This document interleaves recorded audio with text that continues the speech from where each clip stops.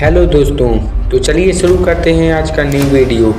आज के वीडियो में हम जानेंगे कि आखिर मोदी सरकार का वह काला कानून कौन सा है जिसके द्वारा देश भर में हड़तालें हो रही हैं। हिट एंड रन कानून क्या है?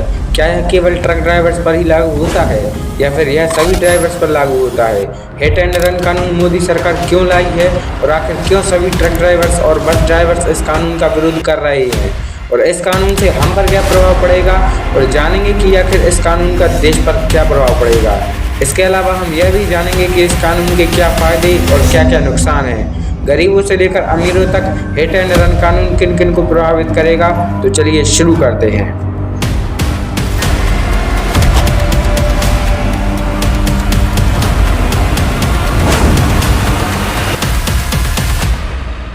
पच्चीस दिसंबर 2023 संसद में माननीय गृह मंत्री श्री अमित शाह जी ने हिट एंड रन कानून के बारे में स्पीच दी। अमित शाह की स्पीच के दूसरे ही दिन देश भर में ड्राइवर्स ने विरोध करना शुरू कर दिया।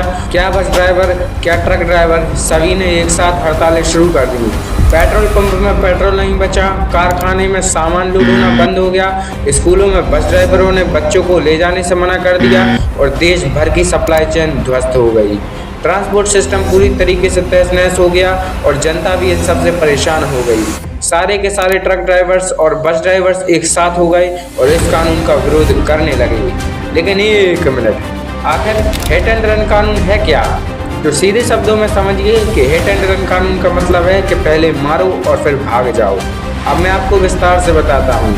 भारतीय न्याय संहिता दुर्घटना स्थल से भागने वाले ड्राइवरों के लिए सख्त दंड लगाता है। कानून के मुताबिक हिट एंड रन दुर्घटना के बाद मौके से भागने वाले ड्राइवर को 10 साल की जेल और 7 लाख का जुर्माना होगा।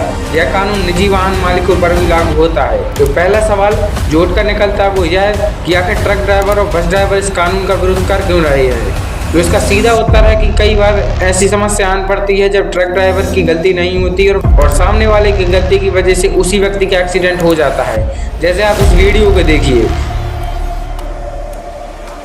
इस वीडियो में साफ तौर पर हम देख सकते हैं कि गलती 3 बाइक सवारों की थी, लेकिन अगर इस स्थिति में ट्रक ड्राइवर इनको कुचलते हुए आगे निकल जाता तो यह कानून ट्रक ड्राइवर को पहले 10 साल तक जेल में बंद कर देता और फिर साथ में 7 लाख का जुर्माना भी लगाता।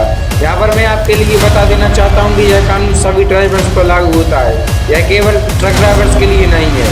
हाँ, आप सही समझे, गला आपका भी कटेगा, केवल ट्रक ड्राइवर्स का नहीं। चलिए टॉपिक पर वापस आते हैं। आप चाहे ट्रक ड्राइवर हों, आप चाहे बस ड्राइवर हों, आप चाहे कोई 4 व्हीलर चला रहे हों या फिर 2 व्हीलर चला रहे हों, आपकी वजह से सामने वाले की अगर मौत हो जाती है तब यह कानून आप पर लागू होगा। और पहले तो यह कानून आप पर 7 लाख का जुर्माना लगाएगा, लेकिन अगर आप मिडिल क्लास फैमिली के निकले तो शायद आपका घर बार भी बिक सकता है और फिर आपको 10 साल की सज़ा होगी, वो अलग। लेकिन यहाँ पर एक लेकिन निकलता है। वो लेकिन यह है कि अगर यह कानून इतना ही खराब होता और इस कानून से ड्राइवर्स पर इतना ही अत्याचार होता तो फिर सरकार ऐसा कानून लाई ही क्यों? यहाँ पर एक बात और बता देना चाहता हूँ कि सारे कांग्रेसी इस कानून का विरोध कर रहे हैं, उन्हें इस कानून के लाभ से कोई मतलब नहीं है। और सारे बीजेपी वाले इस कानून का समर्थन कर रहे हैं, उन्हें इस कानून की कमियों से कोई मतलब नहीं है। जनता पर इसका क्या प्रभाव पड़ेगा उन्हें इससे कोई मतलब नहीं है। लेकिन हमारी इंडिया फ्यूचर की अदालत जनता की अदालत है। यहाँ पर हम कानून की जड़ों को खोदते हैं और उस कानून के लाभ और हानि बराबर रूप से आपके सामने पेश करते हैं। और ना ही हमारा चैनल इतना प्रोफेशनल है कि कोई नेता इसे खरीद सके और ना ही हम आपसे किसी तरह का कोई सच छुपाना चाहते हैं। इसीलिए मैं आपके लिए केवल सच बताता हूँ। हाँ, तो टॉपिक पर वापस आते हैं। अगर इस कानून में इतनी ही कमियां होती तो सरकार इस कानून को लाई ही क्यों? सबसे पहले आप सड़क परिवहन मंत्रालय की इस रिपोर्ट को पढ़िए। इस रिपोर्ट में साफ लिखा है कि देश में सड़क दुर्घटनाओं में हिट एंड रन के लगातार मामले बढ़ते जा रहे हैं। 2020 में कुल 52,448 हिट एंड रन के मामले सामने आए थे, जिसमें 23,159 लोगों की मौतें हो गईं। वहीं 2021 में यह आंकड़ा बढ़ा और इस साल ऐसी 57,415 घटनाएं हुई, जिनमें 25,938 लोगों को अपनी जान से हाथ धोना पड़ा।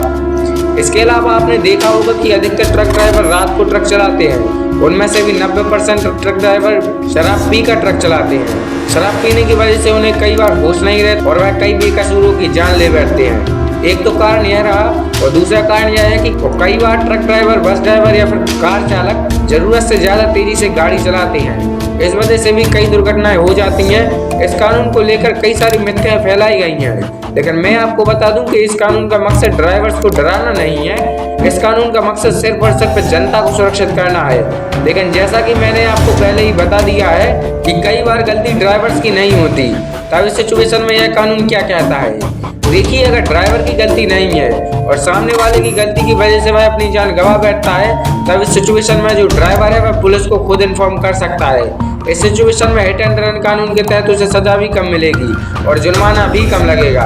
इस सब के अलावा अगर ड्राइवर निर्दोष साबित होता है तो उस पर हिट एंड रन कानून नहीं लगेगा। मैं आपके लिए पहले ही बता दूं कि हिट एंड रन कानून का मतलब यह नहीं है कि अगर आपकी वजह से किसी व्यक्ति की मृत्यु हो जाती है तो आपको सीधा जेल जाना पड़ेगा और भुगतान करना होगा। ऐसा नहीं है। हिट एंड रन कानून प्रभावी तभी होगा जब गलती आपकी होगी और दूसरी सिचुएशन में आप भाग जाते हैं। लेकिन अब आप बोलेंगे कि अगर हम वहां पर खड़े रहे तो फिर जनता ड्राइवर को मारेगी। तब इस संबंध में इस कानून में प्रावधान है कि अगर आप एक्सीडेंट के तुरंत बाद थाने में इसकी रिपोर्ट लिखवाएं और पीड़ित के लिए एम्बुलेंस के लिए कॉल कर दें तो आप इस स्थिति में लोगों की मदद कर सकते हैं। एक बात और है जो आपने कई बार सुनी होगी कि जब ट्रक ड्राइवर से किसी व्यक्ति की मौत हो जाती है तब उस व्यक्ति के संबंधी तो ट्रक ड्राइवर को ही दोषी बताएंगे, और अगर स्थिति विकट हो जाती है और उस घटना का कोई प्रत्यक्षदर्शी ना हो, इसके अलावा सीसीटीवी कैमरास भी ना लगे हों, तब इस सिचुएशन में ड्राइवर आसानी से फंस जाएगा।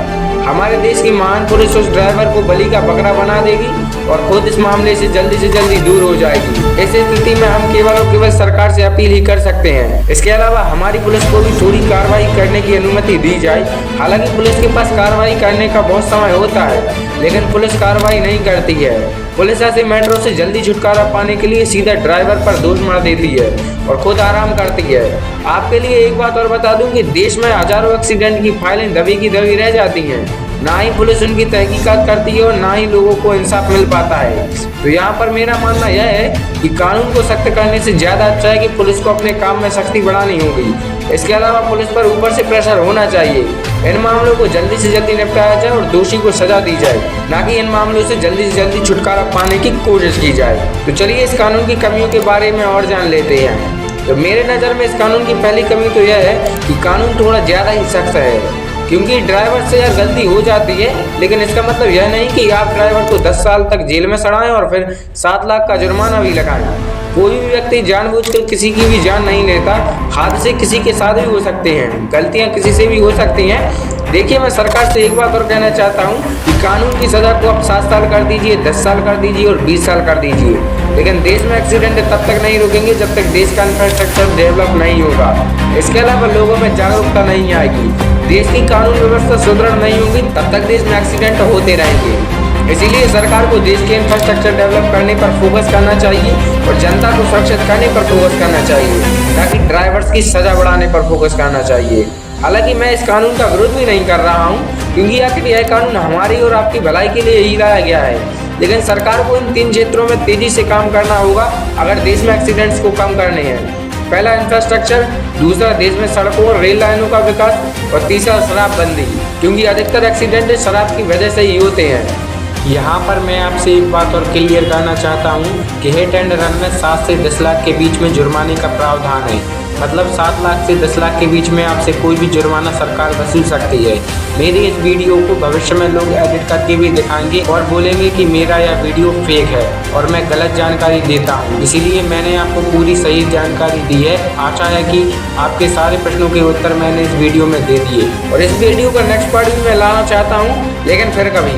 आपको इस वीडियो का अगर एक और पार्ट चाहिए जिसमें हम चर्चा करेंगे कि देश में इतने एक्सीडेंट बढ़ते क्यों जा रहे हैं, तो प्लीज़ कमेंट कर देना। इसका नेक्स्ट पार्ट भी मैं ले आऊँगा। मिलेंगे एक और नई न्यूज़ के साथ, करेंगे किसी और न्यूज़ का पोस्टमार्टम। तब तक के लिए जय हिंद, जय भारत।